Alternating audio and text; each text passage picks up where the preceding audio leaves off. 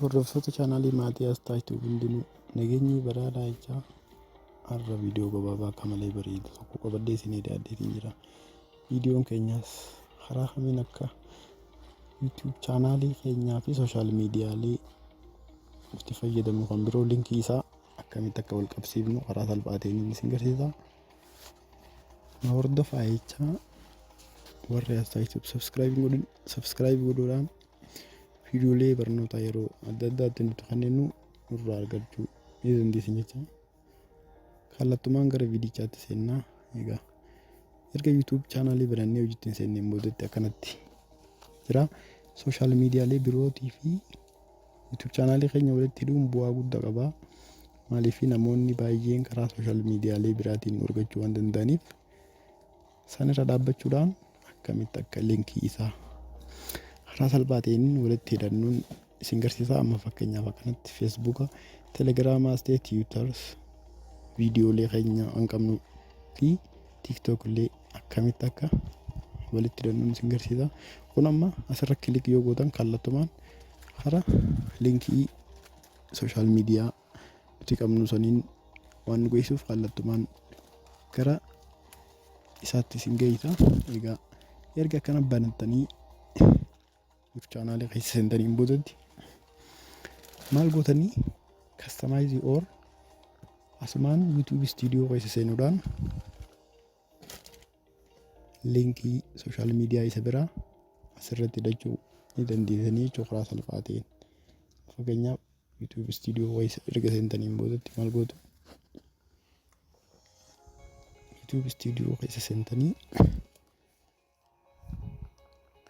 YouTube studio keessa seenuudhaan customize iddootu jira. Amma kanatti si fida.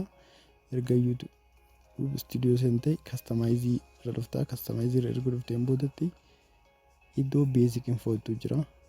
Basic info iddoo kanarra dhufuudhaan akkana gad harkifachuudhaan maal goota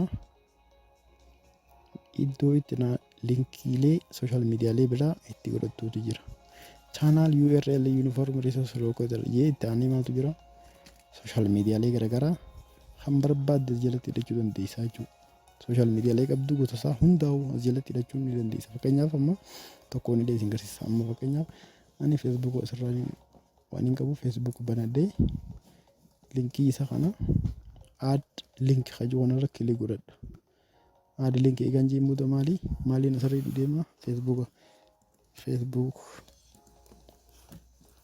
yeetiin itti barreessaa jechuudha. Facebook taayitiliin Facebooka linkii Facebooka kiyyaa immoo ergaan username fi paaswoordiidhaan seeniin boodatti akkanatti kun amma Facebooka kiyya. Isa kana maaliin godhaa karuma salphaadhaan osoo inni fi linkii isaa barbaadu osoo isiniin geessin dura maaliin godhaa karuma salphaa ta'een asirra dhuftaa. Asxaa Yuutuub maqaa Facebook kiyyaati kun iddoo kanarra dhufuudhaan raayit kilik gootaa.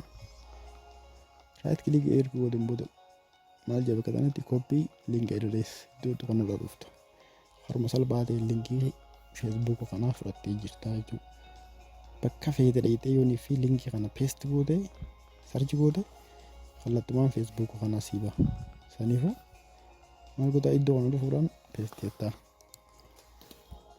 Iddoo kana dhufuudhaan erga paste jetteen boodatti maal goota publish goota. Publish erga gooteen boodatti ni deemta. As keessaa baataa jechuudha. As keessaa bahuudhaan akka inni hidhame moo hidhamuu dhabuusaa YouTube chaanaalii keessa haareetti bantee ilaallatta. Haruma salphaa ta'een ilaallatta. Akkanatti raayit kilik goota. Maal goota YouTube chaanaalii seente. YouTube chaanaalii erga seenteen booda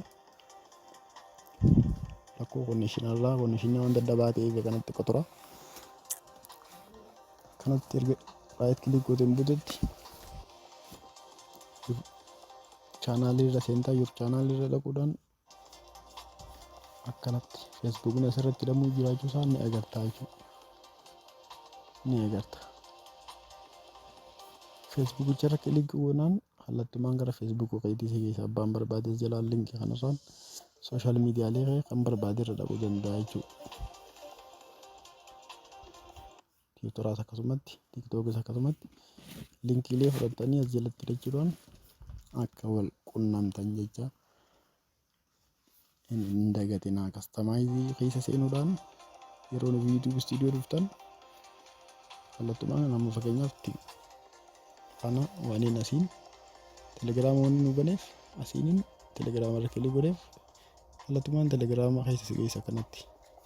Saniifuu iddoo kastamaayizeeshinii YouTube studio seentanii kastamaayizeeshinii ergettaniin booda maali basic info keessa dhuftanii basic info keessa dhufuudhaan gad harkifachuudhaan gad harka mirgaarraan iddoo itti maal jettu jira iddoo itti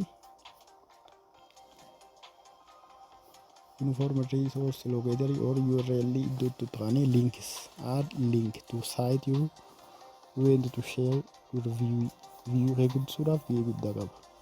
Maal gootanii add link godhuudhaan maqaa social media fi linkii asii paste gootanii karaa gabaabaa ta'een publish godhuudhaan social media lee fayyadamudha wal qunnamsiifadhaa jecha. Har'aaf viidiyoon keenya kanuma hanga viidiyoo itti aanu walitti deebinutti yeroo gaarii nagaan tura.